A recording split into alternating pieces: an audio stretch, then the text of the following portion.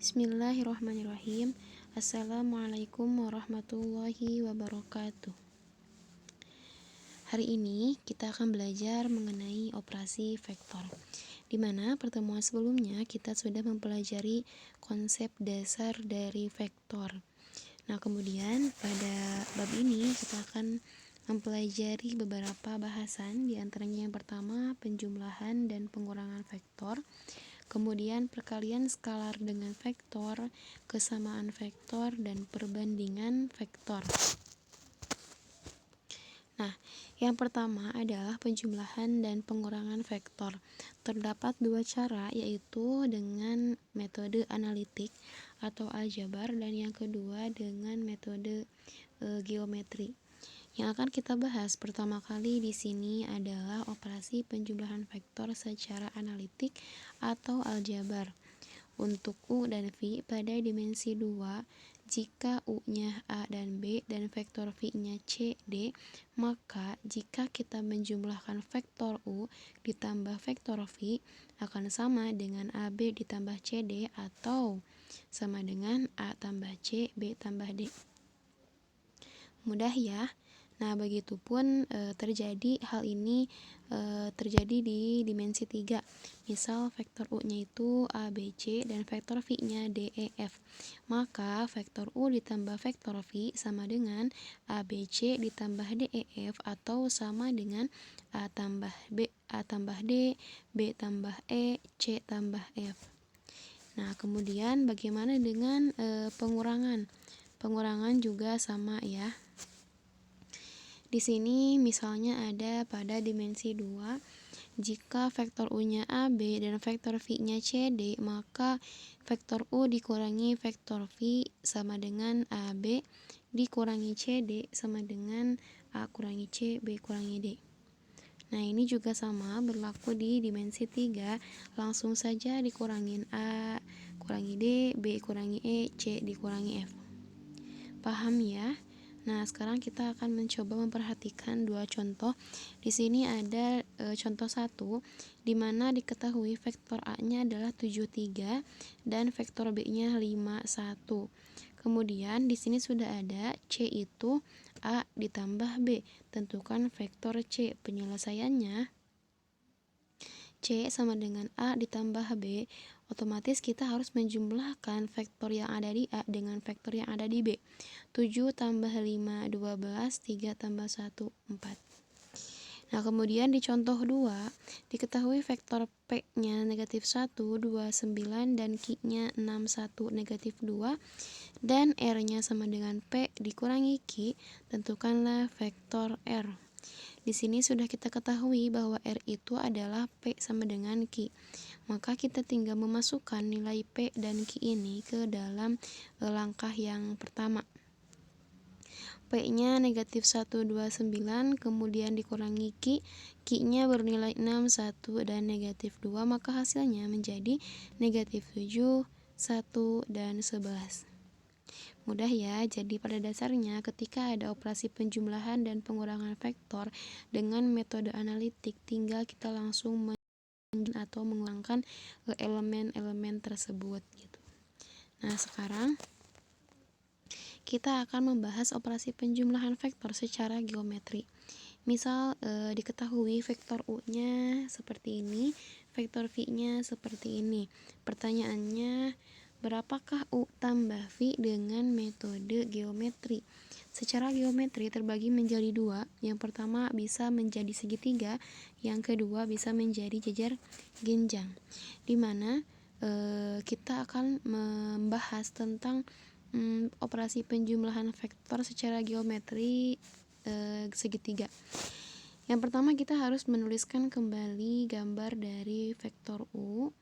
Nah, kemudian kita akan menambahkan vektor V-nya, tinggal kita tarik dari titik pangkal sampai ujung vektor V.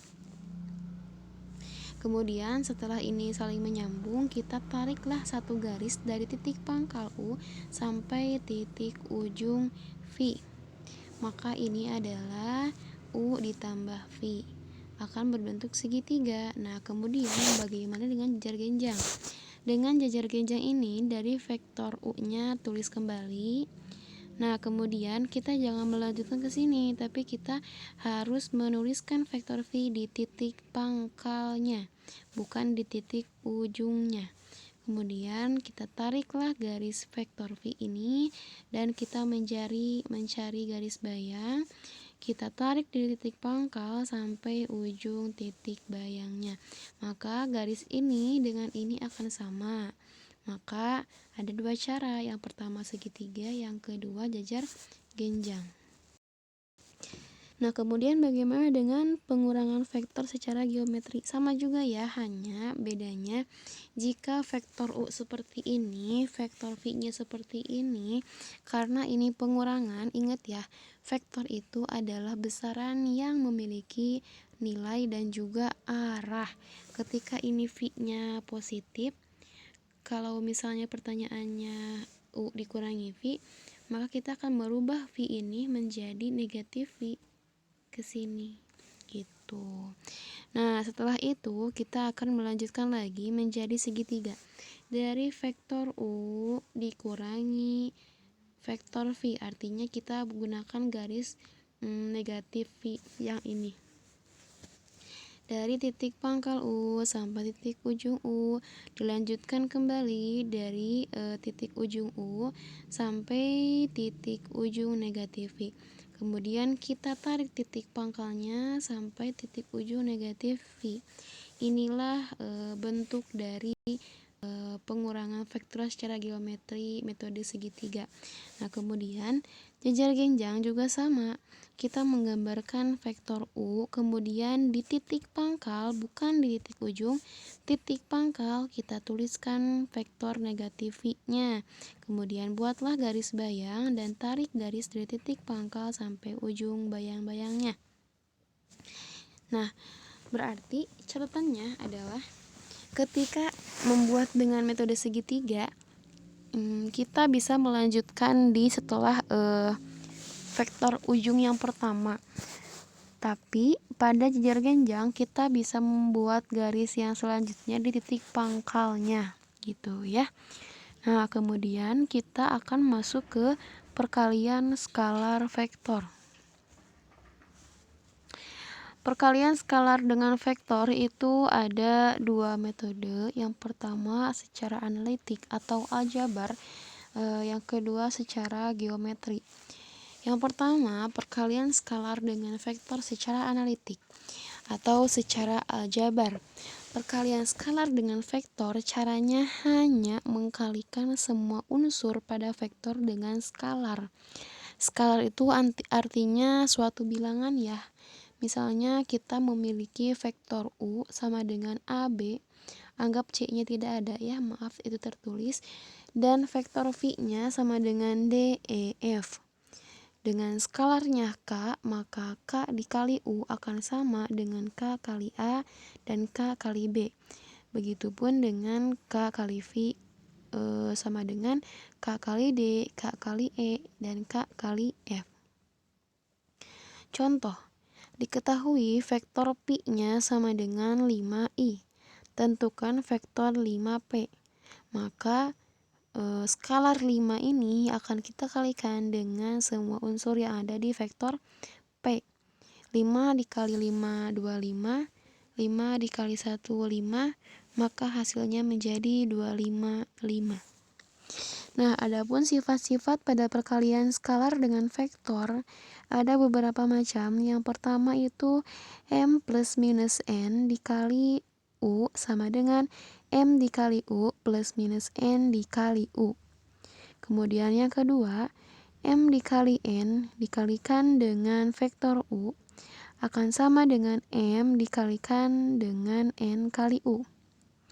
Yang ketiga, M dikali U plus minus V sama dengan M dikali U plus minus M dikali V. Dan yang terakhir, yang keempat, 1U sama dengan U. Dengan syarat Mn ini skalar atau bilangan real gitu. Nah, sekarang kita akan membahas perkalian skalar dengan vektor secara geometri. Misal di sini diketahuinya vektor U-nya seperti ini, maka gambarlah vektor dari 3U, kemudian negatif 2U, dan negatif setengah U. Karena di sini pertanyaannya berapakah 3U dalam bentuk geometri, ketika kita sudah memiliki U-nya seperti ini, maka kita tambahkan 3 kalinya U gitu. Makanya gambarnya seperti ini. Nah, kemudian bagaimana dengan negatif 2U? Negatif 2U ini kan dia sebenarnya asalnya ke sini nih posisinya, tapi karena kita akan mencari negatif, maka dia akan berbalik arah gitu. Kemudian setelah diketahui berbalik arah, kita akan membuat ini sebanyak 2 buah, maka akan bernilai negatif 2U gitu. Nah, kemudian yang ketiga, negatif setengah U. Kita ambil setengahnya dari vektor U, kemudian kita gunakan tandanya berbalik arah. Gitu ya, mudah ya sampai sini. Nah, kita akan mencoba ke contoh. Di sini diketahui koordinat titik P negatif 1, 4, 3, Q-nya 1, 0, dan negatif 5. Kemudian R-nya ada 4, negatif 6, dan negatif 8. Tentukanlah koordinat titik T dengan TP sama dengan 3PQ.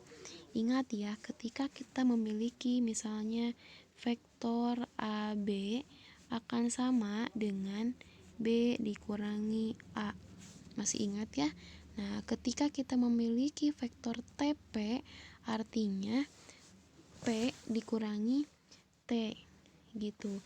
Nah, kemudian ketika kita memiliki PQ, maka Q dikurangi P. Dari ini kita akan menguraikannya ke bawah. P dikurangi T sama dengan 3 dikali Q dikurangi P. Maka kita akan memindahkan P ini ke sebelah kanan, maka yang dihasilkan negatif T sama dengan 3Q dikurangi 3P dikurangi P, sama dengan juga negatif T sama dengan 3Q dikurangi 4P. Supaya T-nya bernilai positif, maka kita kalikan dengan negatif 1, dan hasilnya adalah T sama dengan 4P dikurangi 3Q. Dari sini barulah kita memulai untuk memasukkan masing-masing nilai dari P dan Q. Nah, 4 dikali negatif 1, 4 dikali negatif 3 dikurangi 3 kali 1, 3 kali 0, 3 kali negatif 5, maka hasilnya adalah negatif 4, 16, negatif 12 dikurangi 3, 0, negatif 15 sama dengan negatif 7, 16, 3. Jadi koordinat titik T adalah negatif 7, 16, dan 3. Mudah ya. Jadi pada dasarnya yang harus kita ingat pertama kali adalah bagaimanakah kita mencari misalnya TP, artinya P dikurangi T. Kemudian AB berarti A dikurangi B. Kemudian misalnya apalagi ya? CD berarti D dikurangi C, dan seterusnya. Kita balik ya. Balik dari hurufnya gitu.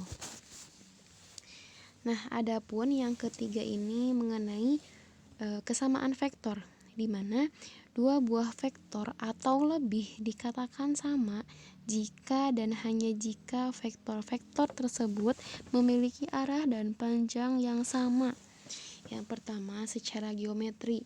Ibaratkan kita memiliki beberapa garis. Di sini ada garis AB, CD, EF, dan FE.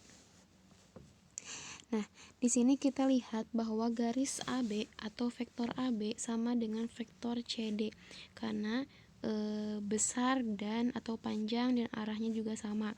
Kemudian AB tidak sama dengan FE. AB tidak sama dengan FE. Apa ada yang berbeda? Coba. Nah, jadi FE itu posisinya kan ke sini. F ke E. Sedangkan kalau misalnya kita di sini udah ada pernyataan AB sama dengan negatif FE. Ketika dia negatif, maka tandanya akan berubah. Ya. Nah, maka akan berlaku AB sama dengan negatif FE. Adapun secara aljabar, misal diketahui vektor A dan B itu A sama dengan A1, A2, A3, B, B1, B2, B3. Jika A sama dengan B, maka A1 sama dengan B1, A2 sama dengan B2, A3 sama dengan B3.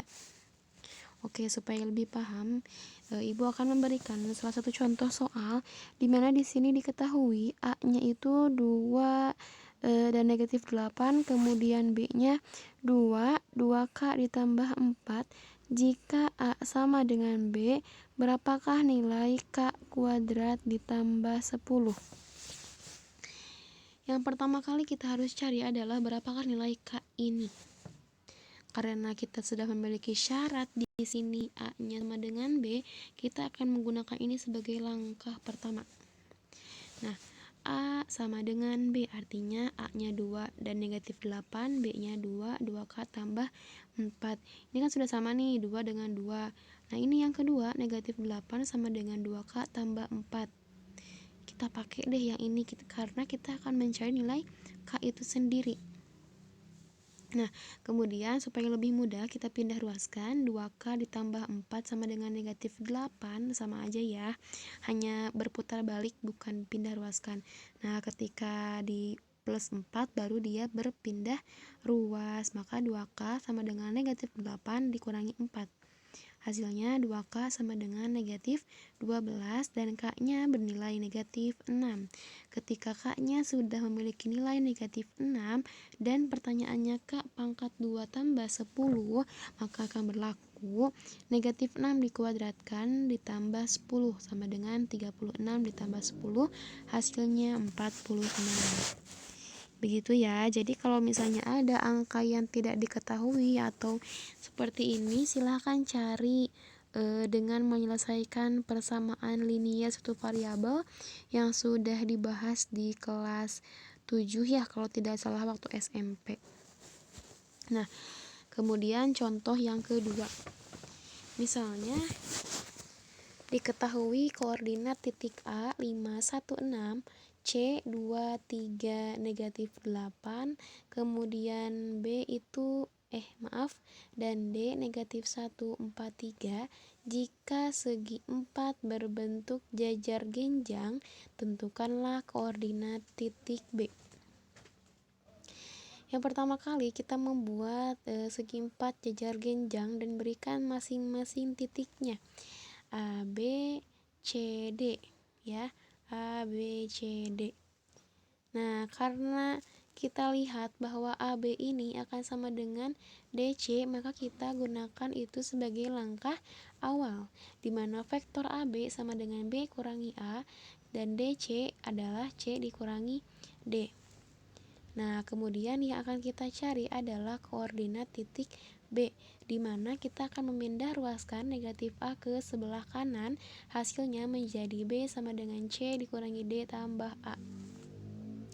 Nah, kemudian kita memasukkan masing-masing nilai C, D, dan A dan didapatkan hasilnya adalah 2 dikurangi negatif 1 tambah 5, 8, negatif 3 dikurang 4 ditambah negatif 1 sama dengan negatif 8, negatif 8 dikurangi 3 tambah 6 hasilnya negatif 5.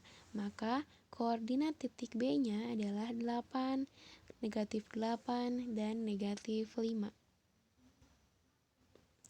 Nah, kemudian kita akan lanjutkan mengenai bahasan titik-titik yang segaris atau bisa juga kita sebutkan kolinier. Nah, ibaratkan di sini ada titik-titik ya, A, B, C, kemudian segaris. Nah, jika ada soal menentukan gitu dan kemudian diketahui titik-titik yang segaris, kita bisa mengerjakannya dengan menggunakan beberapa perbandingan di sini. Yang pertama itu ada AB sama dengan K dikali BC. Maksudnya begini ya. Maksudnya AB ini dia bisa menjadi beberapa kali lipatnya dari BC gitu. Atau nih yang kedua, AB ini bisa jadi beberapa kali lipatnya dari AC, bisa aja setengahnya, bisa aja 5/4, bisa aja 2/3, bebas ya. Makanya diberikan nilai K saja. Nah, kemudian yang ketiga itu AC itu akan mungkin terjadi beberapa kali lipatnya dari BC gitu. Nah, makanya ketika ada soal dengan kata segaris atau kolinier, kita bisa menggunakannya dengan menggunakan beberapa perbandingan. Bisa kita milih manapun. Untuk lebih paham, mari perhatikan contoh berikut. Contoh diketahui titik-titik A negatif 1, 5, 4, B-nya 2, negatif 1, negatif 2, dan C-nya 3, M, N. Terletak segaris, tentukanlah nilai M kuadrat ditambah N. Nah, kemudian setelah itu kita akan menyelesaikan ini dengan menggunakan perbandingan AB sama dengan K kali BC. Kita menggunakan perbandingan yang pertama. Artinya AB ini B dikurangi A, kemudian BC, C dikurangi B. Nah, kita akan mensubstitusikan masing-masing nilai B, kemudian A, kemudian B, kemudian C gitu ya. Nah, setelah itu, setelah dimasukkan, nanti akan menghasilkan satu hasil nih, kita bisa menentukan nilai K itu sendiri. Nanti ketemu 3 sama dengan K, artinya K itu sama dengan 3. Di sini negatif 6 sama dengan K dikali M tambah 1. Kita gunakan untuk mencari nilai K juga atau mencari nilai M. Nah, yang ketiga kita akan mencari nilai N. K-nya sudah tahu nih 3. Karena sama dengan kan, berarti kita bisa menggunakan ini gitu. K dikali M tambah 1 sama dengan negatif 6, di mana K-nya 3, M tambah 1 sama dengan negatif 6, dan nih, mohon maaf sekali, 3-nya harusnya tidak tertulis lagi, harusnya udah gak ada. Karena negatif 6 dibagi 3 sama dengan negatif 2, ini udah gak ada nih. Harusnya M tambah 1 sama dengan negatif 2. Jadi, memang sebetulnya itu sudah tidak ada ya. Yang apa tuh namanya, yang 3 tuh ini udah nggak ada harusnya gitu. Nah, kemudian nanti kita akan mencari nilai dari N dengan menggunakan persamaan dari sini, dari soal. K sama dengan atau K dikali N tambah 2 sama dengan negatif 6, kemudian K-nya 3, N tambah 2 sama dengan negatif 6, N tambah 2, negatif 6 dibagi 3 sama dengan negatif 2, N-nya bernilai negatif 4. Maka pertanyaannya, berapakah M pangkat 3 dan N? M-nya memiliki nilai negatif 3, N-nya negatif 4, maka akan menghasilkan negatif 27 ditambah negatif 4 sama dengan negatif 31. Paham ya? Nah, mungkin untuk video kali ini Ibu cukupkan sampai dengan di sini. Nanti kita akan membahas di video selanjutnya mengenai perbandingan vektor. Terima kasih perhatiannya. Wassalamualaikum warahmatullahi wabarakatuh.